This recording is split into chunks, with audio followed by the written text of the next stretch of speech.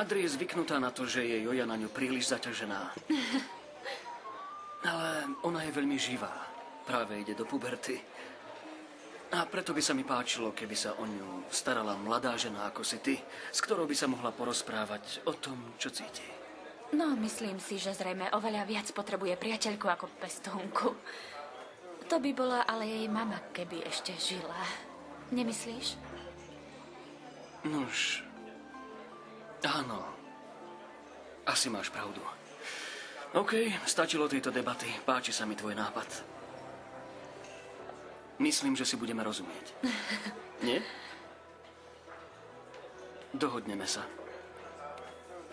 Dohodneme.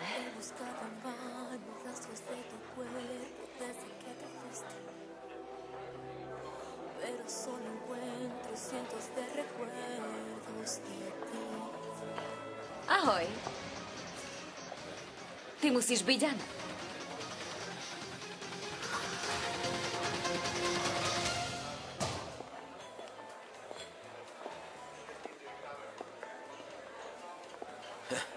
Dobrý večer. Dobrý večer. Má senior rezerváciu? Nie, zabudol som zatelefonovať. Povedzme, že dnes večer budem improvizovať. Ale chcem si dať len pohárik, nebudem nič jesť. Ak chcete, odprevadím vás k baru. To znie dobre, ale najprv by som sa tu prešiel, aby som to tu trochu spoznal. Ako chcete, senior, vítajte. Čokoľvek by ste si želali, stačí si objednať. Čokoľvek by ste si želali, stačí si objednať. To sa mi páči, páči sa mi to. Táto veta by mi v mojom biznise priniesla veľa peňazí, viete? Tak dobre, dal by som si jednu whisky na začiatok. Poďte so mnou, prosím vás. Som Sara. Priateľka, nevlastná sesternica a Danielova spoločníčka v práci. Aj sesternica z druhého kolena jeho dcery Adriany. Nikdy som si neuvedomila, koľko vecí nás spája, Daniel. Je toho plný zoznam. Áno, Sara je ešte aj prezidentkou spoločnosti však. Okrem toho všetkého, čo povedala. Sara, predstavujem ti Annu Riverovú. Teta mi už spomínala tvoje meno. Vraj si zachránila sesternicu pred utopením na pláži a veľmi si ju očarila. Až natoľko, že ťa Adrianita považuje za super Annu. Nevedela som, že to na ňu takto zapôsobí. Sara iba žartuje. Ale áno, Adri ti je naozaj veľmi zaviazaná. Takže ak v najbližších minútach uzavrieme dohodu a Anna k nám príde a bude mi pomáhať z Adri, áno. Ale čo? To je skvelé. Aspoň sa budeme častejšie vídať, však?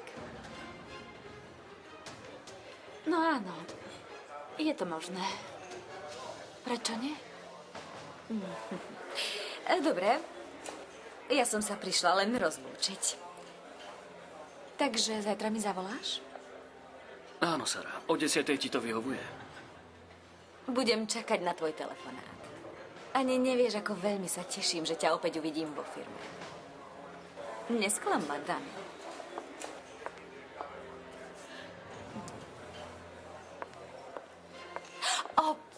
Pardon, zabudla som na Superanu. Teší ma, že som ťa spoznala, naozaj.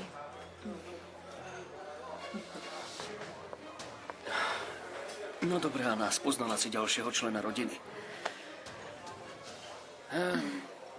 Prišla tá nemilá časť, musíme sa porozprávať o peniazoch a podmienkach. Povedz mi o Adrianite, o tom, čo má rada, o všetkom, čo ti o nej teraz napadne. A potom sa porozprávame o peniazoch, áno? Dobre, zase máš pravdu. Toto len potvrdzuje, že som urobil dobre, keď som ťa oslovil. Dobre, hovoríme o Adri, ale predtým si niečo objednajme. Už umieram od hladu, ty nie? Dobre, že si to povedal, lebo ja už pomaly odpadávam. Dobre.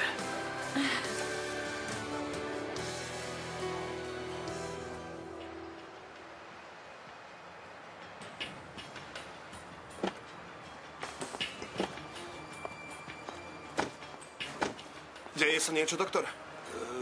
Nie, Roberto, len sa mi zdá, že som videl niekoho, koho poznám.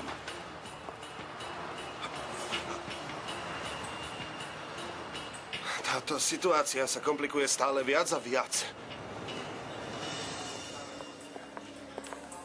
Ale, táto noc sa mi začína naozaj páčiť. Ricky, Čo tu robíš? Sarita, takto prejavuješ radosť, že ma vidíš? No tak, daj mi bočtek, malička. Čo sa stalo, Sarita? Prečo sa tak tváriš? Si tu s niekým. Tým sa netráp, vieš, že ja nie som žiarlivý. Na takéto miesta nechodíš. A veľmi dobre vieš, že by sme sa nemali vydať na verejnosti. To by sme sa nemali. Presne preto som prišiel sem. Nikto ma tu nepozná, nikto nevie, kto som. Nikto o nás nebude hovoriť zlé. Tak teda čo? Si tu s niekým? Nie, vôbec nie. Vlastne už odchádzam. Nie, v žiadnom prípade. To ma tu necháš piť samého ako nejakého chudáka. Nie, Sarita, poď, trochu si užijeme túto Nie, noc. Ricky, inokedy. Som unavená a zajtra mám jedno stretnutie. Sarita, čo sa to tu vlastne deje? Nahnevalo ťa niečo? To je naozaj medzi nami len obyčajný vzťah, založený na finančnej výhodnosti. Nie je tam ani len trošku sympatie, ha? Ricky, prosím ťa. Jasné, že sa mi páči tvoja spoločnosť. Ale mali by sme si dávať pozor. A ty vieš, o čom hovorím. Áno, je to smutné. Ľudia nám závidia a považujú nás za zločincov len preto, lebo zarábame obrovské peniaze. Ale na čo sú nám všetky tie peniaze, keď si nemôžeme vypiť tú najlepšiu whisky na mieste, kde sa nám zachce?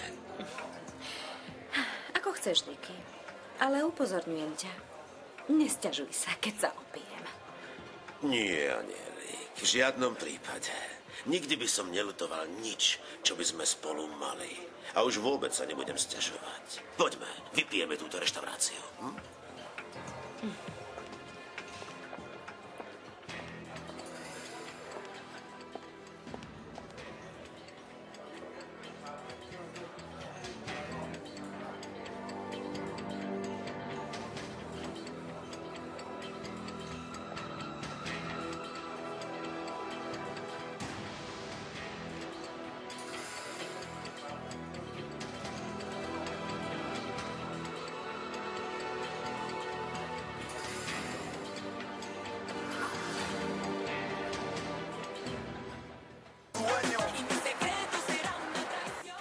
Dnes večer si vyšli Sarita a Daniel.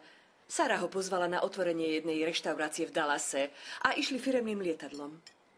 Kto vám to povedal, Carmen? Samotná Sara. Môj otec nešiel so Sarou, babička. Išiel sa stretnúť s Anou. Ako? Kto je Anna? Hrdinka. Však je to tak. Ale Sara mi povedala, že Daniel jej to potvrdil. Práve idem z letiska, Carmen. Prezidentské lietadlo je v hangári. Sara nikam neodišla. Ale kto je Anna?